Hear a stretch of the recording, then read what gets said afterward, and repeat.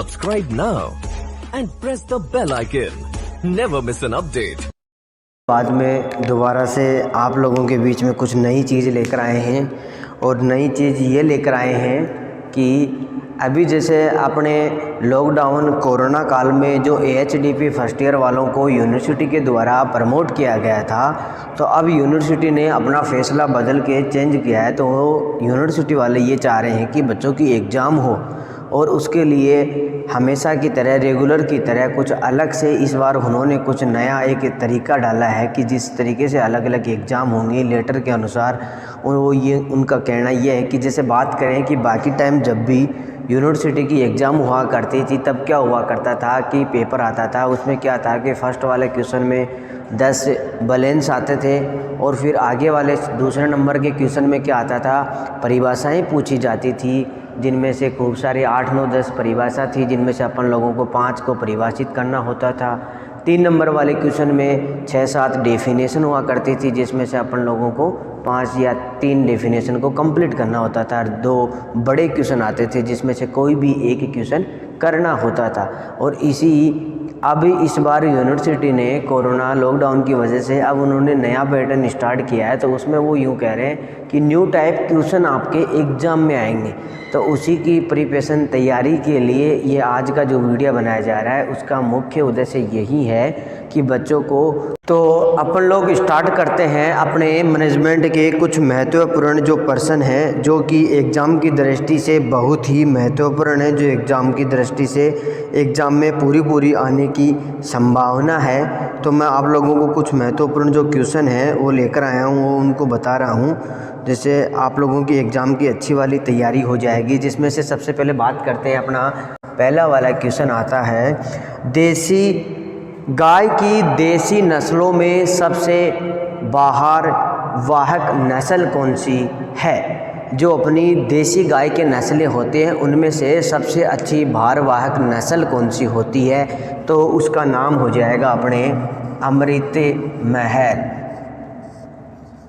दूसरा अपना क्वेश्चन आता है, सवाई चाल के लिए गाय की कौन सी नस्ल प्रसिद्ध है? सवाई चाल के लिए गाय की कौन सी नस्ल प्रसिद्ध है? तो इसका अपना आंसर हो जाएगा सवाई चाल के लिए कांकरेज नस्ल। कांकरेज नस्ल। तीसरा अपना क्वेश्चन आता है, 3 नंबर का अपना क्वेश्चन है, जिसकी अपन लोग बात कर रहे हैं, विश्व में गाय की किस नस्ल का दुग्ध काल सबसे लंबा होता है? विश्व में गाय की कौन सी नस्ल है जिसका दुग्ध काल सबसे लंबा होता है? तो इसका आंसर हो जाएगा जर्सी। जर्सी जो गाय की नस्ल होती है उसका दूध काल सबसे लंबा होता है। गाय की किस नस्ल में नेवल फ्लोप अनुपस्थित होता है? गाय की किस नस्ल में नेवल फ्लोप अनुपस्थित होता है? तो वह है अपनी हरियाणा। कौन सी नस्ल है? हरियाणा। हरियाणा गाय की नस्ल में नेवल फ्लोप है वो अनुपस्थित होता है। आगे का अपना क्वेश्चन आता है, निम्न में से गोवंश की किस नस्ल को लोला ब्रीड के नाम से जाना जाता है? निम्न में से गाय की किस नस्ल को लोला ब्रीड के नाम से जाना जाता है? तो अपना आंसर हो जाएगा साहीवाल। आंसर क्या हो जाएगा? साहीवाल। इसी के बाद में अपना 6 नंबर का क्वेश्चन आता है, निम्न में से गोवंश की किस नस्ल के कान लटके हुए पत्ती के समान होते हैं? गोवंश की ऐसी कौन सी नस्ल है जिसके कान पत्ती के समान लटके हुए होते हैं? तो अपनी नस्ल का नाम आ जाएगा गिर। और आगे 7वां अपना क्वेश्चन आता है, गोवंश की सबसे भारी दुधारू नस्ल। गोवंश की सबसे भारी दुधारू नस्ल तो अपनी ये हो जाएगी होलिस्टीन होलिस्टेन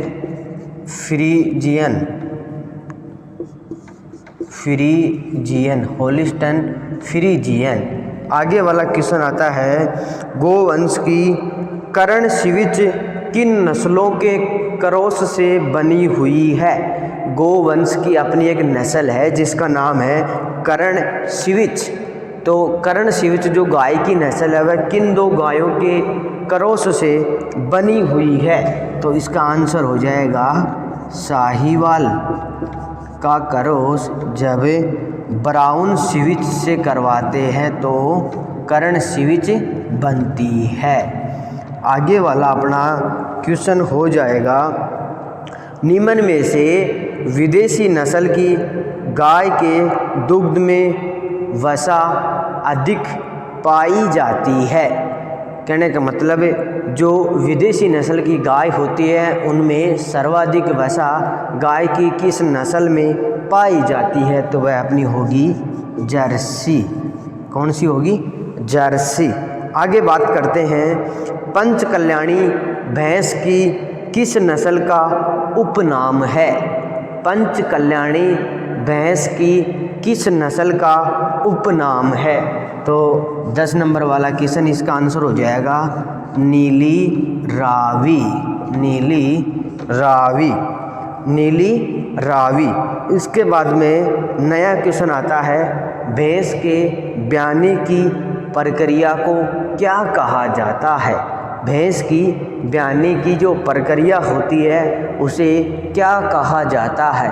तो भैंस की ब्याने की प्रक्रिया को काल्विंग कहा जाता है।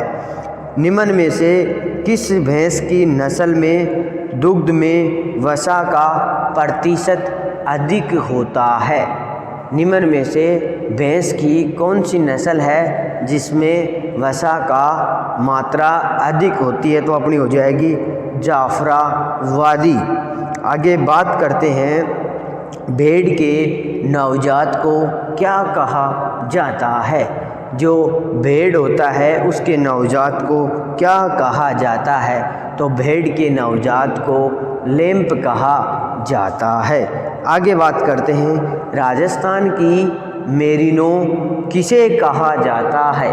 राजस्थान की मेरिनो किसे कहा जाता है? तो राजस्थान की मेरिनो चोकला को कहा जाता है। निम्न में से किस नस्ल से सबसे अच्छी क्रॉप्ड ऊन प्राप्त होती है? निम्न में से किस नस्ल में सबसे अच्छी क्रॉप्ड ऊन प्राप्त होती है? तो वह है अपनी मगरा। आगे बात करते हैं, निम्न में से बकरी की सबसे बड़ी नस्ल। निम्न में से बकरी की सबसे बड़ी नस्ल कौन सी है? जमुना पारी। मोरे बकरी की किस नस्ल से प्राप्त होते हैं? मोरे बकरी की किस नस्ल से प्राप्त होते हैं? तो हो जाएगा अंगोर। कौन सी नस्ल है? अंगोरा नस्ल से अपने को मोरे प्राप्त होते हैं। आगे बात करते हैं, milk queen of goat world विश्व की दूध की रानी कौन सी बकरी की कौन सी नस्ल है जिसको दुग्ध की रानी कहा जाता है? कहने का मतलब है बकरी की कौन सी नस्ल है जिसको विश्व में दुग्ध की रानी के नाम से जाना जाता है? तो कौन सी है? सानेन। कौन सी है? सानेन। आगे बात करते हैं, वयस्क मादा बकरी को क्या कहा जाता है? वयस्क मादा बकरी को क्या कहा जाता है? तो डो। क्या कहा जाता है?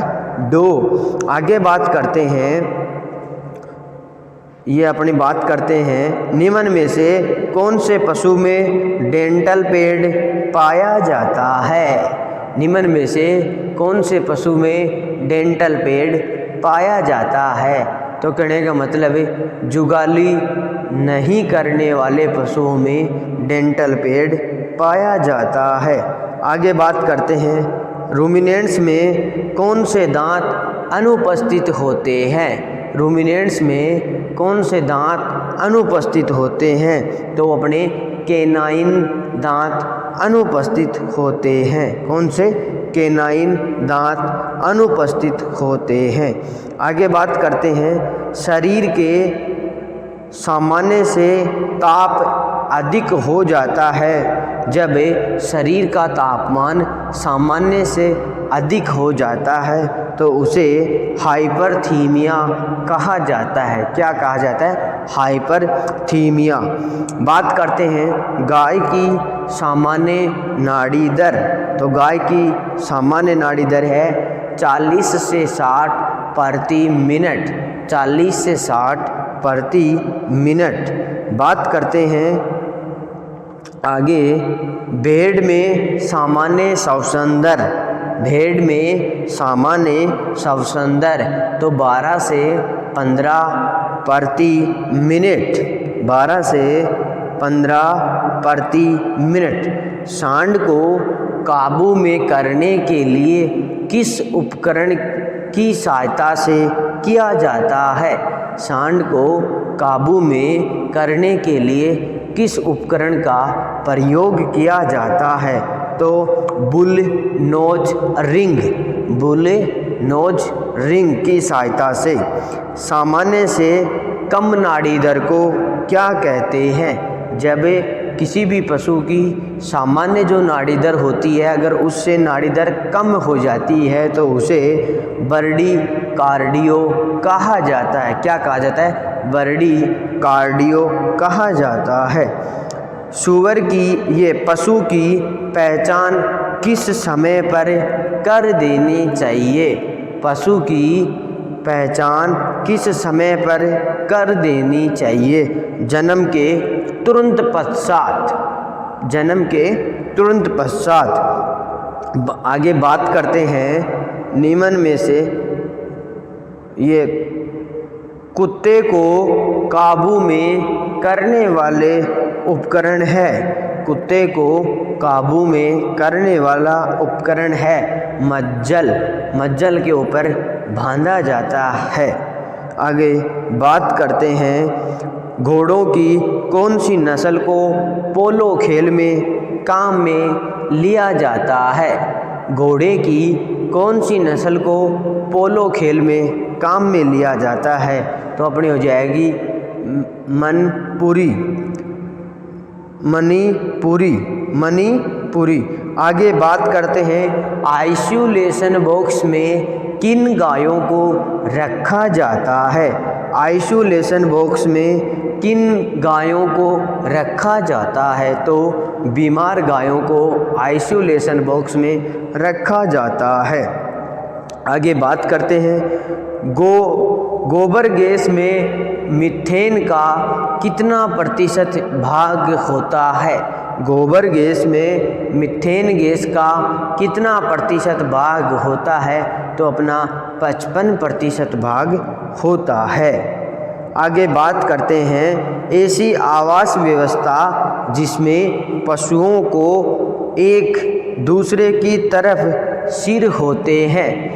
पशुओं को बांधने की वह कौन सी आवास व्यवस्था, कौन सी विधि है जिसके अंतर्गत दोनों पशुओं के सिर एक दूसरे के आमने सामने होते हैं? तो उसका नाम है head to head. Head to head. सिर से सिर। सिर से सिर। आगे बात करते हैं काल्विंग बॉक्स की लंबाई कितनी होती है? काल्विंग बॉक्स की लंबाई कितनी होती है? तो 100 से 150 स्क्वायर फीट। 100 से 150 स्क्वायर फुट। आगे बात करते हैं बुल शेड की लंबाई कितनी होती है? बुल शेड की लंबाई चौड़ाई कितनी होती है? तो 10 × 18। 10 × 18। आगे बात करते हैं गाय में मध्य चक्र की अवधि होती है। गाय में मध्य चक्कर की अवधि होती है 21 दिन। आगे बात करते हैं गाय में अंडोत्सर्ग हिस्ट्रस की कौन सी अवस्था में होता है। गाय में हिस्ट्रस की कौन सी अवस्था में अंडोत्सर्ग होता है, तो अपने मेट हिस्ट्रस अवस्था में होता है। इसके बाद में अपन लोग बात करते हैं कि कुतिया के अंदर हिस्ट्रस की वह कौन सी अवस्था है जिसमें ब्लीडिंग होती है, तो अपने प्रो हिस्ट्रस अवस्था में कुतिया के अंदर ब्लीडिंग होती है, जिसे प्रो हिस्ट्रस ब्लीडिंग कहा जाता है। और गाय भैंस के अंदर हल्की सी नाक के बराबर ब्लीडिंग होती है, जो अपने मेट हिस्ट्रस अवस्था में होती है, जिसे मेट हिस्ट्रस ब्लीडिंग कहा जाता है। अपन लोग आगे बात करते हैं घोड़ी जब ताव में आती है तो एक विशेष प्रकार का लक्षण प्रदर्शित करती है। तो घोड़ी वह कौन सा लक्षण है जो एक विशेष प्रकार का प्रदर्शित करती है, तो घोड़ी क्या करती है, जब ताव में आती है तो अपने क्लाइटोरियस को बार बार दिखाती है, जिसे क्या कहते हैं, जिसे विनिंग ऑफ क्लाइटोरियस कहा जाता है। विनिंग ऑफ क्लाइटोरियस कहा जाता है। बकरियां जब ताव में आती हैं, बकरी जब ताव में आती है तो एक विशेष प्रकार की आवाज़ करती हैं। बकरियां जब ताव में आती हैं तो एक विशेष प्रकार की आवाज़ करती है, जिसे बिटलिंग कहा जाता है। बिटलिंग कहा जाता है। बकरियां जब ताव में आती हैं तो अपनी वेजाइना के ऊपर अपनी पूंछ को बार बार रगड़ती हैं। बकरियां जब हीट में आती हैं, ताव में आती हैं, तो अपनी पूंछ को बार बार वेजाइना पर रगड़ती है, जिसे साकिंग ऑफ टेल कहा जाता है। जिसे क्या कहा जाता है, साकिंग ऑफ टेल कहा जाता है। अपने मादा जनन तंत्र में बात करते हैं एस्ट्रोजन हार्मोन का स्रावण।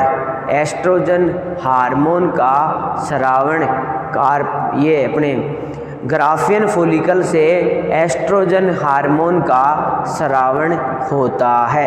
आगे बात करते हैं प्रोजेस्टेरोन हार्मोन का सीएल कार्पस ल्यूटियम से स्रावण होता है। बात करते हैं देसी गाय में प्यूबर्टी एज।